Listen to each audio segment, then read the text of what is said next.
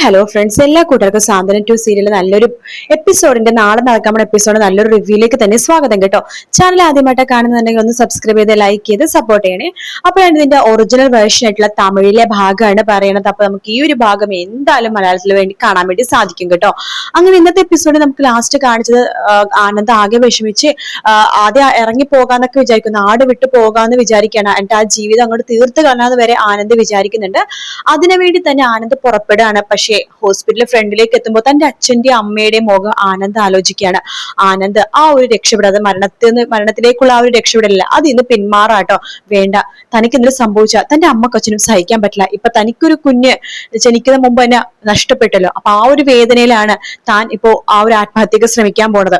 അപ്പൊ തനിക്ക് എന്തെങ്കിലും സംഭവിച്ചാൽ തന്റെ അമ്മയും അച്ഛനും ഇതുപോലെ തന്നെയല്ലേ വേദനിക്കുക. വേണ്ട എന്ന് പറഞ്ഞിട്ട് ആനന്ദ് അവിടുന്ന് പൊട്ടിക്കരയുന്ന സമയത്താണ് ബാലൻ അവിടേക്ക് വരുന്നത് കേട്ടോ. ബാലൻ നോക്കുമ്പോഴേക്ക് തന്റെ മകൻ പൊട്ടിക്കരഞ്ഞുകൊണ്ടിരിക്കുകയാണ്. ബാലൻ ആനന്ദിനെ സമാധാനിപ്പിക്കുന്നുണ്ട്. ആനന്ദേ, നിനക്ക് കരയാൻ തോന്നുന്നുണ്ടോ? ആനന്ദേ, നീ പൊട്ടിക്കര, അപ്പോഴേ നിനക്ക് സമാധാനമായിട്ട് കുറച്ചു നേരം ഇരിക്കാൻ പറ്റുമെന്ന് പറഞ്ഞ് സമാധാനിപ്പിച്ചുകൊണ്ടിരിക്കുകയാണ്. ആ ഒരു ഭാഗത്തോടെയാണ് ഇന്നത്തെ എപ്പിസോഡ് തീരുന്നത്. അപ്പൊ നമുക്ക് ഇനി കാണാൻ പോണത്, അതായത് തിങ്കളാഴ്ച മുതൽ കാണാൻ പോണ ഭാഗം എന്താന്ന് വെച്ച് കഴിഞ്ഞാല് ആനന്ദ് അങ്ങനെ കരഞ്ഞുകൊണ്ടിരിക്കെ തന്നെ അവിടേക്ക് മീനാക്ഷിയും ആര്യനും ആകാശും കൂടി വരുന്നുണ്ട്. ആകാശിനും ആര്യനെയും കാണുമ്പോഴേക്കും ആനന്ദ് പൊട്ടിക്കരഞ്ഞുകൊണ്ട് അവരെ കെട്ടിപ്പിടിച്ച് കരയാണ്. ആര്യൻ പറയണ്ട, ചേട്ടൻ കരഞ്ഞു, ഞങ്ങൾക്ക് തന്നെ ഈ വിഷമം സഹിക്കാൻ സാധിക്കുന്നില്ല. അപ്പൊ ഏട്ടന് എത്രമാത്രം വിഷമം ഉണ്ടാവും നമുക്ക് നന്നായിട്ട് അറിയാം എന്ന് പറയണ്ട. അപ്പൊ ആകാശ് പറയണ്ട, അതേ ഏട്ടാ, ഞങ്ങൾക്ക് നന്നായിട്ട് മനസ്സിലാവും. ഞങ്ങൾ ആ ഉണ്ണിയുടെ മുഖം കണ്ടിട്ടില്ലെങ്കിൽ പോലും മനസ്സിലൊരു കുഞ്ഞിന്റെ മുഖം ആലോചിക്കുന്നുണ്ടായിരുന്നു. അതുപോലെ ചേട്ടൻ എന്തുമാത്രം വേദന സഹിക്കുന്നുണ്ടാവും ഞങ്ങൾക്ക് നന്നായിട്ട് അറിയാം. ഏട്ടാ നോക്ക്, ഞാനൊരു കാര്യം പറയട്ടെ. നോക്ക്, ദേവിയെടുത്തി അവിടെ വളരെ വല്ലാത്ത വിഷമത്തിലാണ്, വല്ലാത്ത മാനസികാവസ്ഥയിലൂടെ ദേവിയെടുത്ത് കടന്നു പോയിക്കൊണ്ടിരിക്കുകയാണ്. കുറെ നേരമായി, ഉച്ച മുതൽ ഇപ്പതേ രാത്രിയായി സമയം.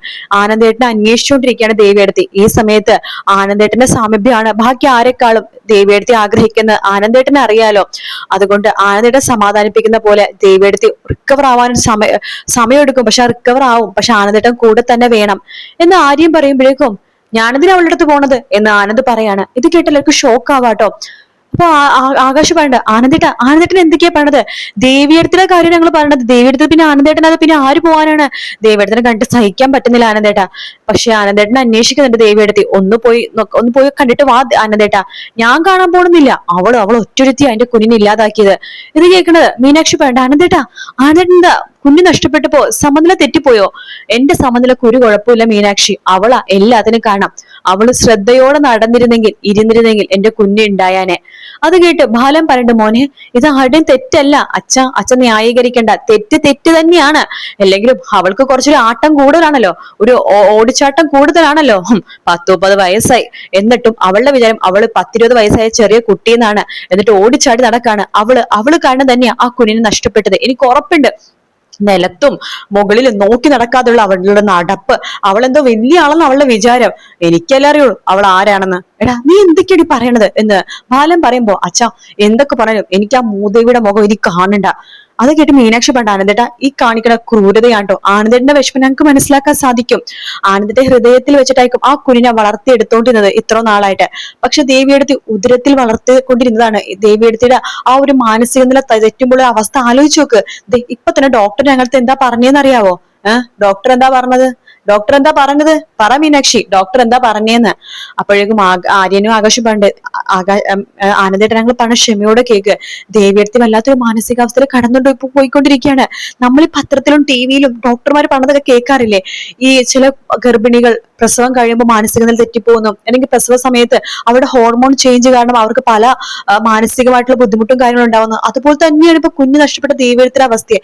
ചിലപ്പോ സൂയിസൈഡ് അറ്റംപ്റ്റിന് വരെ ശ്രമിക്കുമെന്നാണ് ഡോക്ടർ പറഞ്ഞത്. മരിക്കട്ടെ, അവള് മരിക്കട്ടെ, ആർക്ക് വേണം അവളെ? എനിക്ക് വേണ്ട. മീനാക്ഷി വേണ്ടത്, ആനന്ദേട്ട നോക്ക്, നിങ്ങൾ ഈ കുഞ്ഞ് മാത്രമല്ല, നിങ്ങൾ ഈ കുഞ്ഞ് ജനിച്ചപ്പോ വേറെ കുഞ്ഞുങ്ങൾ നിങ്ങൾക്ക് ഉണ്ടാവുമായിരുന്നല്ലോ, അല്ലാതെ ഒരു കുഞ്ഞ് മാത്രം മതി എന്ന് പറഞ്ഞ് നിങ്ങൾക്ക് നിന്ന വ്യക്തിയൊന്നുമല്ലല്ലോ നിങ്ങൾക്ക് ഇനി കുഞ്ഞുങ്ങൾ ഒരുപാട് ജനിക്കും. ആ സമയത്ത് നമുക്ക് പതുക്കെ ഇതിന്ന് റിക്കവർ ആവാൻ സാധിക്കും. പക്ഷെ അതിനേക്കാൾ മുമ്പ് ദൈവത്തേക്ക് ആനന്ദേട്ടന്റെ സഹായം ആവശ്യമാണ്, സ്നേഹം ആവശ്യമാണ്. എന്റെ മീനാക്ഷി, എന്റെ മുമ്പിൽ നിന്ന് എല്ലാവരും ഒന്ന് പോ, എനിക്ക് സമാധാനമായിട്ട് ഇവിടെ ഒന്ന് ഇരിക്കണം എന്ന് ആനന്ദ് പറയാണ്. അപ്പൊ ബാലൻ പണ്ട് അവനോട് ഇരിക്കട്ടെ, കുറച്ച് കഴിയുമ്പോ അവനെ ഒന്ന് ഓക്കെ ആക്കി എടുക്കാന്ന് പറയാണ്. അങ്ങനെ മീനാക്ഷി ബാലനോട് അവിടെ മാറി നിൽക്കുന്നുണ്ട്. ബാലനോട് പറയണ്ട, അച്ഛാ ദേവിയുടെ അടുത്ത് എന്ത് പറയോ അച്ഛാ, ആനന്ദേട്ടന്റെ മാനസികാവസ്ഥ ഞങ്ങൾക്ക് എല്ലാവർക്കും മനസ്സിലാവും. പക്ഷെ ദേവിയെടുത്തിന് അച്ഛൻ കണ്ടതല്ലേ, ആനന്ദേട്ടനെ കാണണം എന്ന് പറഞ്ഞുകൊണ്ടിരിക്കുക ദേവിയെടുത്തി. അവന് ദേവിയെടുത്ത ഇപ്പൊ ഏറ്റവും കൂടുതൽ ദേഷ്യം അപ്പൊ ആകാശ് പറയണ ദേവിയെടുത്തിട്ട് ഇതിന് ദേഷ്യം കാണിക്കേണ്ടത് ആരെയും പറയണ്ട. അതെ, അതിന് ദേവിയെടുത്തിട്ട് കുഴപ്പം കൊണ്ടാണോ അത് സംഭവിച്ചത്? അത് വിധിയായിരുന്നു. അതുകൊണ്ട് അങ്ങനെ സമാധാനിക്കുകയല്ല വേണ്ടത്. പിന്നെ ആ കുഞ്ഞ് ഇപ്പൊ നഷ്ടപ്പെട്ടത് വയറ്റിനുള്ളിൽ വെച്ചിട്ടാണ്. പുറത്ത് വെച്ചിട്ട് കുഞ്ഞ് ജനിച്ചു കേട്ട് ആ കുഞ്ഞ് എന്തെങ്കിലും ആപത്ത് സംഭവിക്കുകയാണെങ്കിൽ അവസ്ഥ ആലോചിച്ച് നോക്കിയേ. ഇതിപ്പോ നമ്മൾ ആ കുഞ്ഞിന്റെ മുഖം കാണാത്തത് കൊണ്ട് നമുക്ക് ആ വിഷമം ഒത്തിരിയെങ്കിലും മനസ്സിലടക്കാൻ പറ്റുന്നുണ്ടെങ്കിൽ കാരണം ആ കുഞ്ഞു മുഖം കാണാത്തോണ്ടാണ്. അത് കണ്ടിരുന്നെങ്കിൽ നമുക്ക് സഹിക്കാൻ പറ്റില്ല. നമ്മളെല്ലാവരും വേറൊരു അവസ്ഥയിലെത്തിയാനേ. അപ്പൊ അതുകൊണ്ട് ആനന്ദേട്ടനെ എങ്ങനെയെങ്കിലൊക്കെ റിക്കവർ ആക്കിയേ പറ്റൂ. വേണമെങ്കിൽ ഇവിടെ സൈക്കാട്രിസ്റ്റ് ഉണ്ടല്ലോ, അവിടെ കൊണ്ടേ കാണിക്കാം. ബാലൻ പണ്ട് ഞാനൊന്ന് ആലോചിക്കട്ടെ. ഞാൻ നേരത്തെ അതിനെ കുറിച്ച് ആലോചിച്ചായിരുന്നു. അവന്റെ സമനില ശരിയല്ല. എന്തായാലും അവനെ കുറച്ച് കഴിയുമ്പോഴേക്കും നിങ്ങൾ റൂമിലേക്ക് കൊണ്ടോ. നിങ്ങൾ രണ്ടുപേരും അവന്റെ കൂടെ വേണം. ഞാനിവിടെ വന്നപ്പോ അവനിവിടുന്ന് ഓടി രക്ഷപ്പെടാൻ പോവായിരുന്നു. എവിടേക്ക്? മരണത്തിലേക്ക്. അച്ഛൻ എന്താ പറഞ്ഞത് എന്ന് മീനാക്ഷി ചോദിക്കുമ്പോ അതേ മോളെ സത്യം ഞാൻ പറഞ്ഞത് എന്ന് ബാലൻ പറയുന്നുണ്ട്. പിന്നീട് മീനാക്ഷി ദേവിയുടെ അടുത്ത് പോകുമ്പോ ദേവി ആനന്ദേട്ടൻ എവിടെ ചോദിക്കുകയാണ്. അപ്പൊ ആനന്ദേട്ടൻ ഭയങ്കര ഒരു വിഷമത്തിലാണ് ദേവിയെടുത്ത്. സത്യങ്ങളൊക്കെ ആനന്ദേട്ടൻ അറിഞ്ഞു. ദേവിയെടുത്ത് ഫേസ് ചെയ്യാൻ പറ്റുന്നില്ല എന്നൊക്കെ പറയുന്നുണ്ട്. അങ്ങനെ ദേവിക്ക് ഡിസ്ചാർജ് ആവുന്ന ദിവസമായിട്ടും ആനന്ദ് വരുന്നേ ഇല്ലട്ടോ കാണാനായിട്ട്. അങ്ങനെ വീട്ടിലെത്തുമ്പോഴേക്കും ആനന്ദേട്ടൻ തന്നെ കാണാൻ പറ്റുന്ന ഒരു സന്തോഷമാണ് ദേവിക്ക്. വീട്ടിൽ ആനന്ദേട്ടനെ കാണാലോ എന്നൊക്കെ വെച്ചു. പക്ഷെ എവിടെ ദേവി വീട്ടിലുള്ള സമയത്ത് ആനന്ദ് ഉണ്ടാവില്ല. ദേവി അവിടെ നിന്ന് എവിടെയെങ്കിലും ബാത്റൂമിലോ അല്ലാന്നുണ്ടെങ്കിൽ റെസ്റ്റ് ചെയ്യണല്ലോ ദേവിക്ക്. അപ്പൊ റെസ്റ്റ് ചെയ്തിട്ട് റൂമിൽ ഇരിക്കുന്ന സമയത്താണ് ആനന്ദ് വരുന്നത്. വെള്ളം അടിച്ചിട്ടൊക്കെ ആയിട്ട് വരുന്നത്. ദേവിക്കാണെങ്കിൽ ഇത് സഹിക്കാൻ പറ്റത്തില്ല. മാത്രമല്ല ആനന്ദിന്റെ സ്വഭാവം പിന്നെ പഴയ പോലെ ആയിപ്പോയി. എനിക്ക് നിന്നെ വേണ്ട, നീ ലോക ഉടായ്പാണ്, നിന്റെ അച്ഛൻ കള്ളനാണ്, നിന്റെ അമ്മ കള്ളിയാണ്, നീ വലിയ പെരുങ്കള്ളി എന്നൊക്കെ പറഞ്ഞ് പിന്നെയും കുറ്റപ്പെടുത്താൻ വേണ്ടി തുടങ്ങി കേട്ടോ.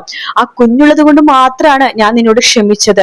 അല്ലാതെ നിന്നോട് ഞാൻ കെയർ കാണിക്കുമ്പോ ദേവി നീ ഭക്ഷണം കഴിച്ചോ, നിനക്ക് പാട്ട് പാടി തരുമോ, നിന്റെ വിചാരം എന്താണ്? നിന്നോടുള്ള സ്നേഹം കൊണ്ട് ഞാൻ അതൊക്കെ ചെയ്തു എന്നാണോ? അല്ല, കുഞ്ഞിനോടുള്ള സ്നേഹം കൊണ്ട്, കുഞ്ഞിനെ സന്തോഷിപ്പിക്കാൻ വേണ്ട ഞാൻ എല്ലാം ചെയ്തത്. അല്ലാതെ ദേവി നിന്നെ സന്തോഷിപ്പിക്കാൻ വേണ്ടിയിട്ടല്ല. എന്റെ കുഞ്ഞ് ആരോഗ്യമായിട്ട് ജനിക്കേണ്ടത് എന്റെ ആവശ്യമായിരുന്നു. അല്ലാതെ നിന്നോട് ആർക്കാ സ്നേഹം? അല്ലെങ്കിലും ആ കുഞ്ഞ് ജനിച്ചിരുന്നെങ്കിൽ ഞാൻ അതോടെ നിന്നെ ഞാൻ കളഞ്ഞാനെ. കുഞ്ഞിനെ പാല് കുടിക്കുന്ന പ്രായമാകുമ്പോൾ നിന്റെ ആവശ്യമുണ്ട്. പാല് കുടിയൊക്കെ കഴിയുമ്പോഴേക്കും ഒരു 3-4 വയസ്സൊക്കെ ആകുമ്പോഴേക്കും നിന്നെ ഞാൻ കുഞ്ഞിനെ അകറ്റിയാനെ. നിന്റെ അച്ഛനമ്മനെ കാണാൻ പോലും ഞാൻ സമ്മതിക്കില്ലായിരുന്നു. എന്റെ മുമ്പിൽ നിന്ന് പൊയ്ക്ക് ദേവി, നീ എന്തെങ്കിലും ചെയ്തോ, പോയി ചത്തുവിട്, നിനക്ക് എന്റെ കുഞ്ഞിനെ കൊന്നിട്ട് വന്നിരിക്കവള് എന്നൊക്കെ ആനന്ദ് ഇങ്ങനെ പറയാം. അപ്പൊ ദേവിക്ക് അവസാനം മതിയാവും കേട്ടോ. കാരണം ദേവിക്ക് മാനസികാവസ്ഥ ആനന്ദും മനസ്സിലാക്കുന്നില്ല. അപ്പൊ ദേവി ആനന്ദിനെ വല്ലാത്തൊരു അവസ്ഥയിൽ അവസാനം ദേവി തന്നെ തന്റെ ജീവൻ തീർക്കാൻ വേണ്ടി തീരുമാനിക്കുകയാണ്. അതേ സമയത്ത് അനു ആണെന്നുണ്ടെങ്കിലും സുകന്യ വീണ്ടും അലോക് പാവാണ്, അലോക് പഞ്ചാരയാണ്, അലോക് സുന്ദരക്കുട്ടനാണ്, അലോകിനെ പോലത്തെ നല്ലൊരാൾ വേറെ ഇല്ല, അങ്ങനെയൊക്കെ പറഞ്ഞിട്ട് പല പല കാര്യങ്ങൾ പറഞ്ഞു കൊടുക്കാണ്. അപ്പൊ നമ്മുടെ അനു ഇങ്ങനെ ഒരു കാര്യം പ്ലാൻ ചെയ്യാട്ടെ. ശരിയാ, അലോക് പാവമാണ്, ശരിയാ, അതുകൊണ്ട് അലോകിനെ വിവാഹം കഴിക്കാം എന്ന് വിചാരിക്കുകയാണ്. അങ്ങനെ അലോകിനെ വിവാഹം കഴിക്കാൻ നമ്മുടെ അനു വേറെ ഒന്നിനല്ല, ഇതിനൊക്കെ പകരം വീട്ടാനായിട്ടാണ് കേട്ടോ. അപ്പൊ ആ ഒരു ഭാഗവും ഉടനെ തന്നെ കാണും കേട്ടോ. എന്തായാലും മലയാളത്തിൽ ഇപ്പൊ കുറച്ച് സ്പീഡിൽ തന്നെ പോകുന്നുണ്ട് ഭാഗങ്ങൾ. അപ്പൊ ഈ ഒരു ഭാഗങ്ങൾ നമുക്ക് എന്തായാലും ഉടനെ തന്നെ അടുത്ത ആഴ്ച വരുന്ന എപ്പിസോഡ്സിലായിട്ട് കാണാൻ സാധിക്കും. വീഡിയോ ഇഷ്ടപ്പെട്ടാൽ ലൈക്ക് ചെയ്യുക, സബ്സ്ക്രൈബ് ചെയ്യുക, കമന്റ് ചെയ്യുക. മറ്റൊരു വീഡിയോ കാണാം. Take care, bye bye.